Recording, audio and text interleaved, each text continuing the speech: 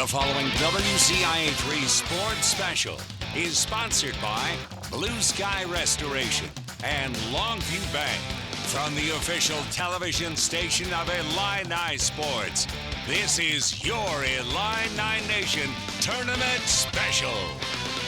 Welcome to the Your Illini Nation Tournament Special. I'm your host, Andy Olson. We've got a jam-packed 30 minutes of all Illini basketball on tap. Reports from Brice Bement and Bret Beherns are ahead, plus special guest Derek Piper from Illini Inquirer and former Illinois standout Cory Bradford join us to get you ready for the big dance. The Illini are in the NCAA Tournament for the second straight season. They watched the selections show together at the State Farm Center Sunday, a muted celebration with just a few claps and smiles after learning they are a 4 seed, facing number 13 seed Chattanooga in the first round Friday night at 5:50. Illinois can win, the team will advance to San Antonio. This year's Final Four is in New Orleans, and the team hasn't been shy about saying publicly that's their goal. That's conversation. We're having those talks. You got to think it. You got to believe it. You got to dream it. You got to control your own destiny. You know, it's a time of year where one game and you're out, and it's the abruptness of the end, as I've talked about many times, and we've got to be conscious of that. Illinois has not made the Final Four since 2005. That's also the last time they made it past the first weekend. Here's our first look at the South bracket. Don't worry, we're going to break it all down coming up. The Illini in the middle here as a 4 seed. If they can win, they'll face either number 5 Houston or number 12 UAB. Arizona, the top seed in the region. Villanova, the 2. Tennessee down there as the 3. Let's go to Pittsburgh now, where WCIA3 Sports Director Bret Beherns is live with the Illini, who are due there very shortly. They practiced this morning in Champaign for the final time, set to arrive here in the Steel City any moment now. We will catch up with them here in just a little bit. This is the site and the backdrop where the Illini will either be celebrating their first trip to the Sweet 16 in 17 years or the disappointment of what could have been for a second straight season. The Allegheny River and the iconic yellow bridges are the backdrop of this Pittsburgh skyline, and this is where the Illini will be. They're hoping through Sunday they'll play at PPG Paints Arena. For guys like Super Senior Trent Frazier, just getting the opportunity to have a normal March Madness experience after COVID-19 canceled the tournament 2 years ago and limited crowds last year is what stands out most. Like having March Madness, like for the first time, you know, back at full capacity with fans. So we're excited. You know, we're super pumped, ready, you know, to get going, and get prepared. There's going to be full crowds here and across the country for the NCAA Tournament, and I can't wait for that experience back. Andy, that's the first word here from Pittsburgh. 8 teams are in Pittsburgh this weekend, including 1 Big Ten team and 7-seed Ohio State, as well as 10-seed Loyola Chicago. This is a Friday-Sunday site with 4 games running on Friday, starting at 11:15 a.m. Central Time, all the way until 8:20 p.m. After bowing out of the tournament in the second round last year as a 1 seed, Illinois knows it can't take any team for granted, and that's especially true in their opening round game. Chattanooga is the Southern Conference regular season champion. They also won the SoCon tournament title in dramatic fashion, taking down Furman on a last-second buzzer beater in overtime by David Jean-Baptiste. The shot sent the Mocs to March Madness for the first time in 6 seasons. Chattanooga is experienced too, with 4 grad students and 7 upperclassmen. Head coach Lamont Paris is very familiar with the Illini. He was an assistant at Wisconsin for 7 seasons under Bo Ryan and Greg Gard before getting his first head coaching job with the Mocs. And Paris is using that to his advantage. One thing I like is that just the familiarity of it and the ability to garner information on them. I'll be able to talk to they've had 9 losses. I'll probably be able to talk to 3 or 4 of the head coaches that have beaten them and be able to get some information on what they thought as far as game planning. Paris will certainly be plenty prepared. How his team matches up against the Illini is the big question. They haven't seen anybody like Colton Coburn all season. Chattanooga is 27-7 overall, finishing 14-4 in the Southern, ranked 63rd in the net. They were 1-2 in quad 1 games this season. For context, Illinois is 15th in the net and 6-6 in quad 1 games. The Mocs only played 1 game against a team that made the NCAA tournament, an 87-76 loss to Murray State in December. Illinois played 17 games against tourney teams this season.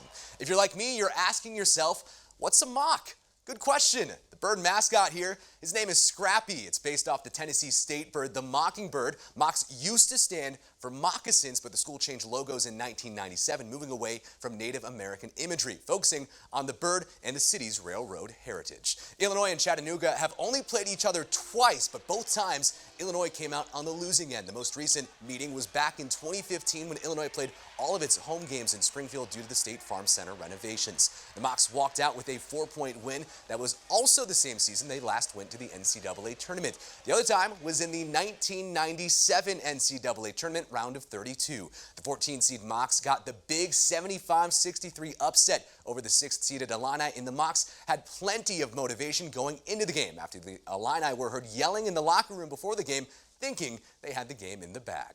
We heard Illinois in the locker room next to us before the game, hoopla and carrying on after they heard that Providence had won, screaming things like they're in the Final Four. So that really kind of got under our skin, and we really wanted to go out here and send a message. Some controversy surrounding what really happened leading up to the game. The current Illini say they were made aware of the 1997 game and what happens. What we could guarantee you, that history will not repeat. You know, we're dialed in right now. We're mentally focused. Here's the matchup. Tip-off on Friday will be 5:50 p.m. on TNT. It's one of the best weekends of the year with so much basketball on TV, with a large majority of it right here on WCIA3.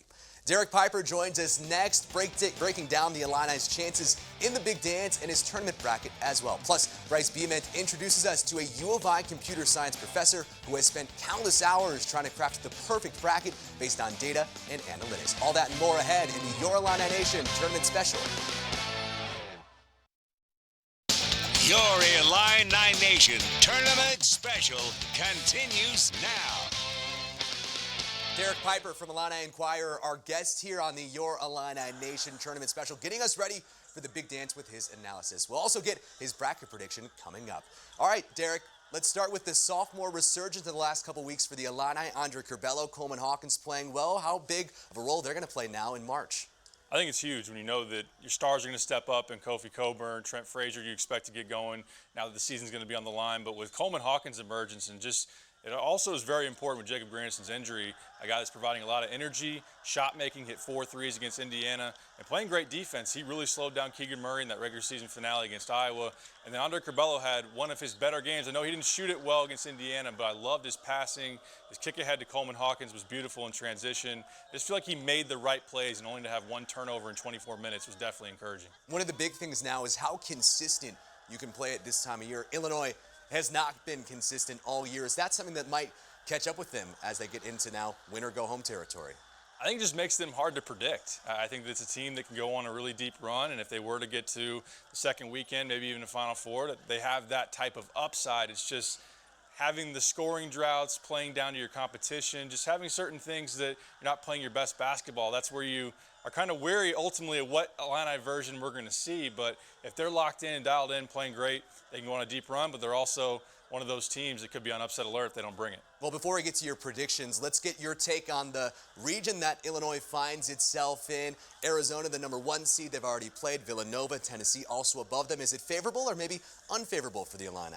I think it's a really tough region. I think that not winning a game in the Big Ten tournament, maybe sacrificing a 3 seed, put yourself in a tougher situation. Arizona's a team that I know you've played already, and maybe you got a good idea of what they bring to the table, but they're as hot as anybody out there right now. And Tennessee ran through the SEC tournament. Villanova won the Big East tournament. Houston, as a 5 seed, is like in the top 10 on KenPom, just as an overall team. So I think it's a tough draw, ultimately, in comparison to maybe where you saw Wisconsin and Purdue as 3 seeds ultimately get seeded.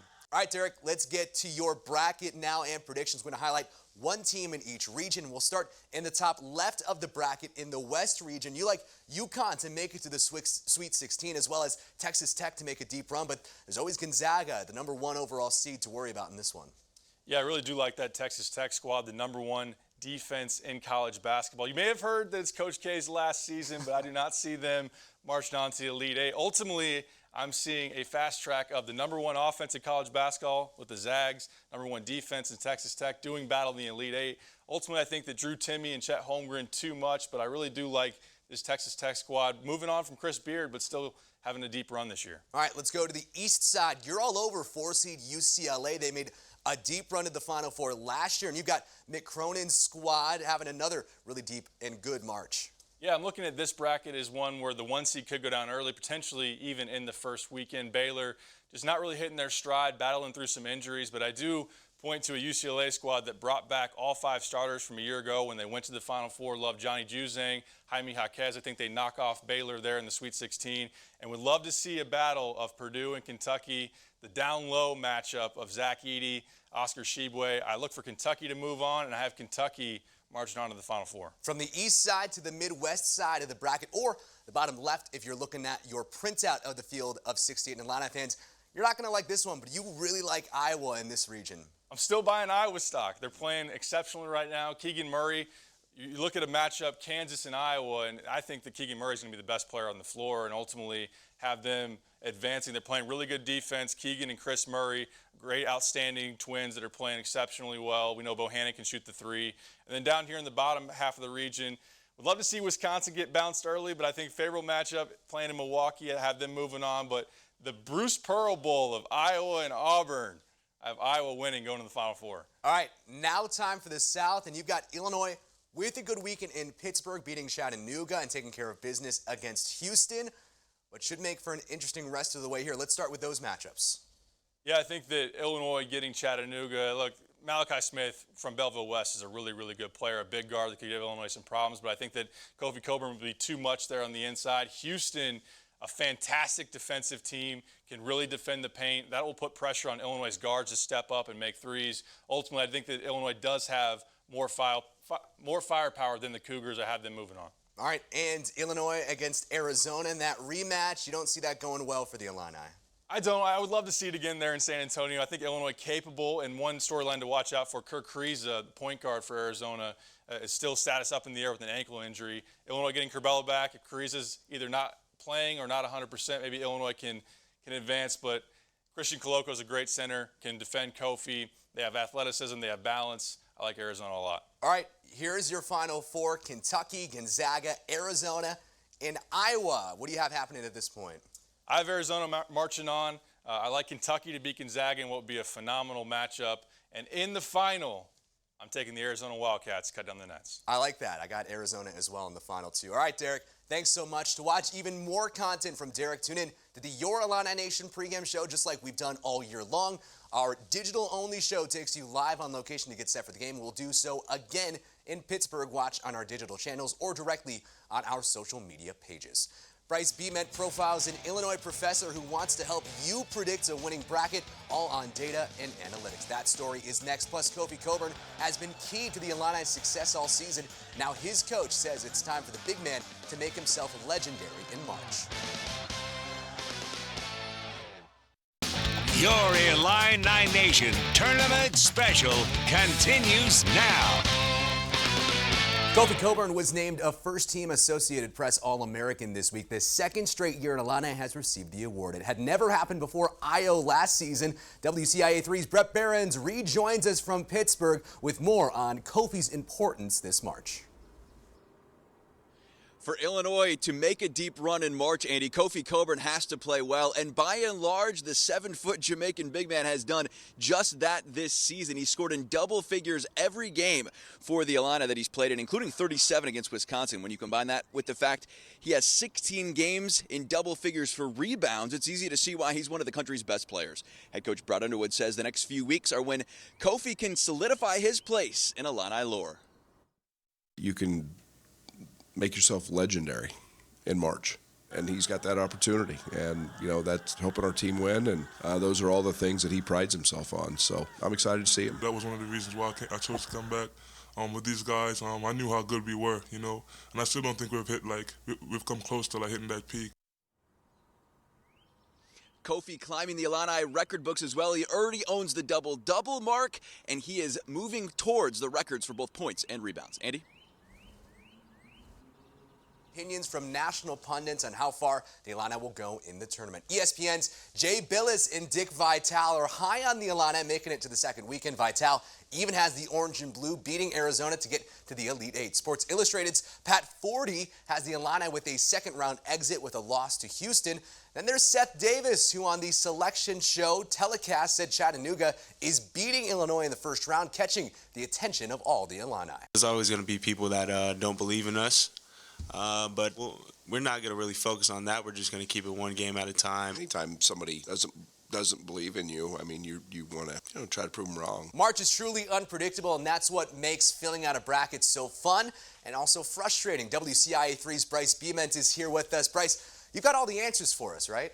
Well, 70 million people submit NCAA tournament brackets each year. No one has ever filled out a perfect bracket, but one U of I professor is trying to help, starting a website and dedicating a lot of research and time to try and get it right. The website is basically an opportunity for sports fans like you to have some fun with the analytics and see how it works.